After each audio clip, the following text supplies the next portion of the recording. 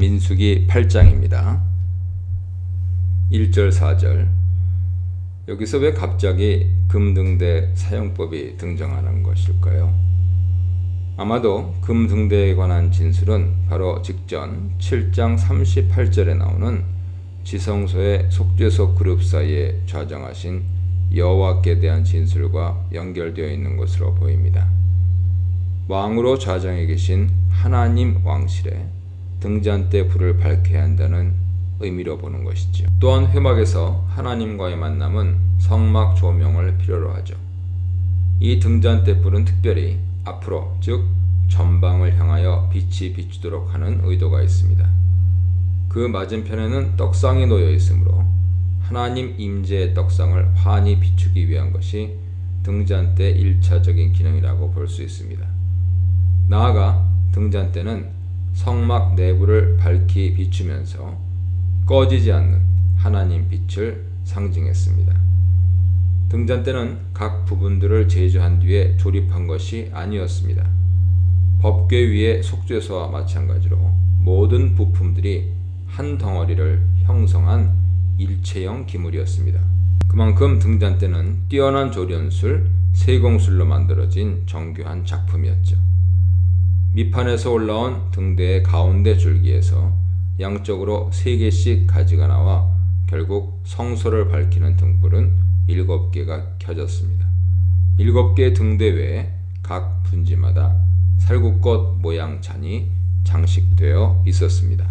5절로 19절입니다.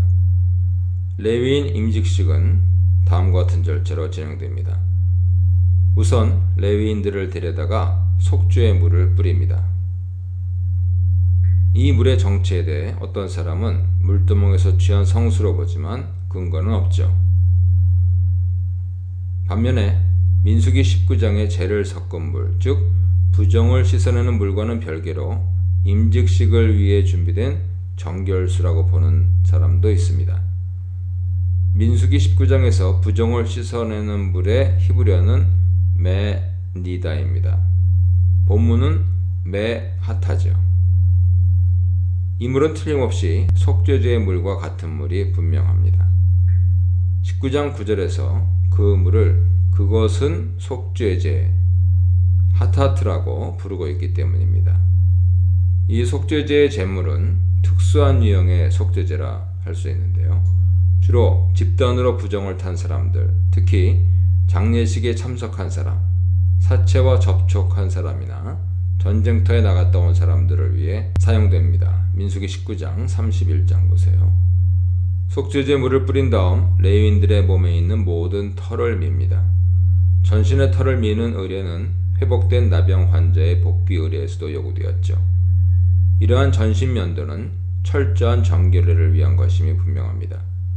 이어서 레위인들의 옷을 세탁합니다. 그 의복을 빨게 하여 몸을 정결하게 하고 하는 것은 옷 세탁에 이은 목욕을 지시하고 있는 진술이죠.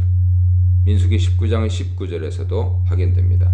잿물 뿌리기와 옷 세탁만으로 몸이 깨끗해지지 않고 목욕이 반드시 필요하죠. 다음 순서로는 레위인의 머리에 백성들의 손을 얹는 안수식이 거행됩니다. 여기서 레위인 22,000명 모두 안수받았다고 볼 필요는 없습니다. 그들 가운데 30살에서 50살 사이 실무 대상자인 8,580명이 임직받았을 것입니다. 그러나 여기서도 이들 모두 안수받았다고 볼 필요는 없습니다. 실무 봉사를 할 인원 전체가 속죄제의 물로 뿌림을 받고 전신 면도를 했을 것입니다. 그러나 성막에서 제물을 바치는 의례에는 레위인 대표들만 참석했을 것으로 보입니다. 백성들이 안수를 했다고 했을 때 그 백성들은 백성들의 대표가 분명하기 때문이죠. 이어 1년에 희생짐승을 준비해 바칩니다. 각각 숫소 번제, 밀가루 소제, 그리고 숫소 속죄제입니다. 이때는 레위인들이 그 짐승들에 안수합니다. 이렇게 해서 레위인들이 요제로 하나님께 드려져 성막에 봉헌됩니다.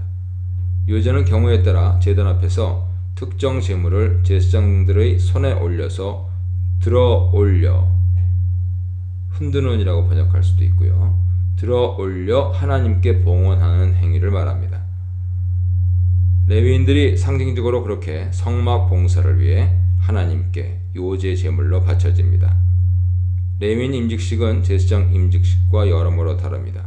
특히 레위인들은 특별한 예복을 입지 않습니다. 또한 오른쪽 신체 말단, 귓불, 엄지손가락, 발가락에 피를 바르지 않습니다. 가장 중요하게는 제사장들은 기름을 부어 성결케 되지만 레위인들은 기름 부음을 받으며 단순히 정결례를 통해 정결케 될 뿐입니다. 레위인들을 이스라엘 장자들을 대신해서 구별하라고 합니다. 이것은 어떤 것을 양쪽으로 나누어 놓는 동작을 말합니다. 특별히 첫 태생을 구별하거나 성물을 구별한다는 의미로는 카다시 동사를 사용합니다. 또 나시린을 구별하다라는 뜻의 동사는 나자르 동사입니다. 간혹 아론과 제사장들에 대해서도 나자르가 사용되는 것이 발견되죠. 레위기 22장 2절 보세요. 이 경우 나자르와 카다시는 거의 비슷하게 성별하다라는 의미로 사용됩니다. 그러나 레위인의 경우 성별하다라는 동사가 아닌 단순히 구별하다라는 힙딜 동사가 사용됩니다. 이것은 레위인은 제사장들과 달리 성별된 직분은 아니었음을 암시하죠. 물론 모든 첫 태생은 성별된 카도시 하나님의 것이라고 선언되며 레위인들은 이스라엘 백성의 모든 장자를 대신한다는 면에서는 성별된 무리라고 볼 수 있지만 제사장과의 관계에서 볼 때는 엄밀하게 그들은 성별된 신분이 아니죠. 이것은 앞서 제사장들은 기름을 부어 성결케 되는 반면 레위인들은 아무런 예복도 안 입고 단순히 정결례를 통해 정결케 된다 말씀드린 것 같습니다. 물론 그들을 거룩하다고 말하는 것도 있습니다. 역대하 30장 27절 보세요. 그렇지만 엄밀히 제사장들과 수종도는 레위인들은 거룩한즉이라는 표현을 볼 때 포괄적인 성막 종사자로서 제사장 부리와 함께 분류되어 그렇게 불리는 것으로 보이죠. 19절을 잘 해석해야 합니다.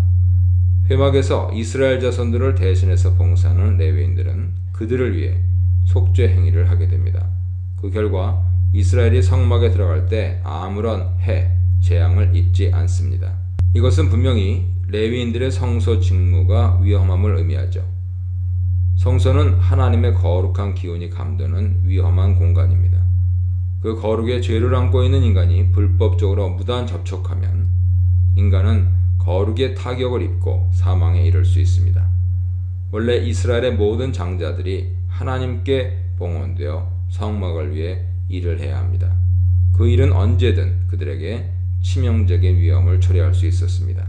그들을 대신해서 레위인들이 봉헌되어 성막을 위해 일합니다. 따라서 대신 성막에 바쳐진 그들은 이스라엘 자손을 위해 자신들을 속죄물로 바친 셈이죠. 이로써 그들이 이스라엘 백성으로 하여금 재앙을 모면케 하는 것입니다. 20절로 26절입니다. 이달락은 위에서 내려진 지침대로 레위인 임직식을 거행했다는 보고입니다. 24, 25절에 앞서 내용과 모순된 진술이 나타나는데 바로 직무를 위한 연령이죠. 앞서 성막 봉사 현직은 30살에서 50살까지로 설정되었는데 여기서는 25세에서 50세로 변경됩니다. 이러한 차이는 분명 5년간의 수습 기간으로 인해 25살에 수습을 시작하는 것이 반영되었기 때문이라고 보입니다. 레위인 머리 위 안수는 희생짐승 안수 기능에 대한 강력한 암시를 합니다. 레위인 임직식은 짐승의 머리 위의 안수가 대체 기능을 한다는 것을 분명히 보여주는 것이죠. 이 문단에서는 등대 위치와 제작 방법, 자신을 정결케 하는 성직 준비, 울타리 역할을 하는 레위인에 대해 묵상해 보시기 바랍니다.